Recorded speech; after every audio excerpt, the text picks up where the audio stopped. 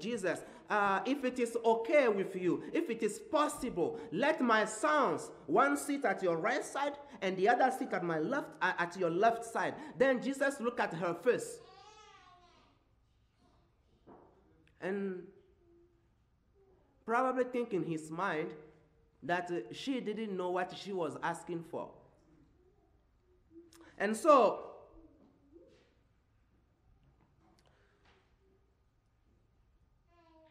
Jesus simply said they can be part of his works, and they can follow him, but then it's impossible for them to take his cup. Some people in this world want to be number one in everything. The me disease got them all. They want to buy the number one vehicle in the world, the biggest and expensive house, and on top, they want to be recognized. Their name must be in or on everything. That's the way for some people in the world. But when the disciples were arguing about this, the position, who wants to be the greatest, that was found in Mark 9, verse 33 to 35. Then he came to Capernaum, and when he was in the house, he asked them, what was it you disputed among yourself on the road? They kept silence. You know, Jesus knows every thought. So they were arguing about me being the greatest. And someone probably said, because I am the treasure, then I am the biggest, among you all. I am closer to Jesus. And so when Jesus came, they all got together. He was asking them, what were you talking about on the road? The Bible said they all kept quiet because they know that Jesus knew what they were talking about. For on the road they had disputed among themselves who would be the greatest. And he sat down, called the 12, and said to them, if anyone desires to be first, he shall be last of all and servant of all. That's the answer Jesus gave to them. Yes, when we come to serve God, we may humble ourselves totally down, and God may lift us up. Paul taught that in matters of honor, we should give preference to one another. That was found in Romans 12, verse 10. Indeed, we must not have the sort of selfish ambition found in Diotrephes, but the humble servitude found in the mind of Christ. That is found in Philippians chapter 2, verse 2 to 8. Let's have the same mind that was in Jesus when he was here on earth. The number two thing that we can talk about Diotrephes is that he does not receive the apostles and his messengers. Diotrephes did not accept or recognize the authority of the apostles John and his companions. Therefore, he rejected them. The apostles John was Christ's disciple, wasn't he?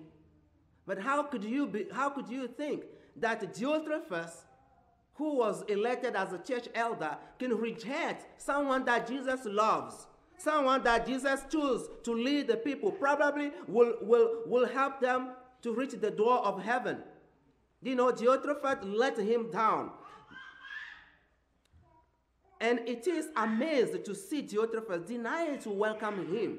Diotrephes was filled with me-first disease at the point that his heart was closed to the higher authority and to those he worked with.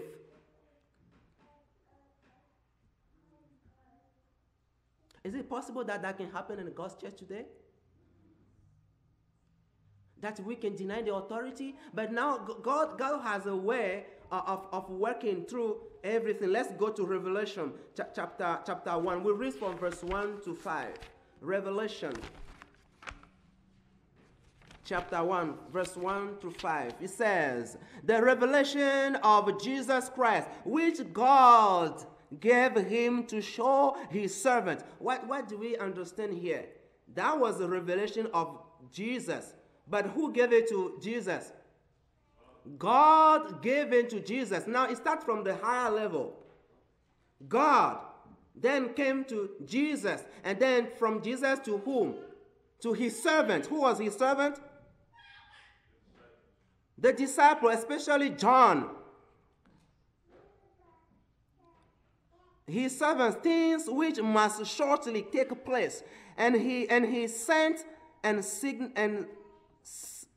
signified it by his angel to his servant John. Now when it came from God to Jesus, then Jesus sent it to his servant. Then his servant also in turn gave it to John. Now on John also did something. Now it says, let's move to verse 4. It says, John, actually verse 3 to 4. Blessed is he who reads and those who hear the words of this prophecy, and keep those things which are written in it, for the time is near. John to the 7 churches which are in Asia. Okay? Now, when from God it came down to Jesus, from Jesus to his angels, and the angels gave it to John, and then John in turn gave it to the churches, and then the churches will do what? They will go out. They must go out to give it to the other people. You see, we have, at least, it is important to follow the proper chain of authority in the house of the Lord. Those who reject the authority of the leaders follow their own opinion and do whatever they want. That attitude brings problem in the church. You must submit to your leaders because they are held accountable. So when something happened, for example, you must talk to your leaders. That's the way it went from up. But what happened?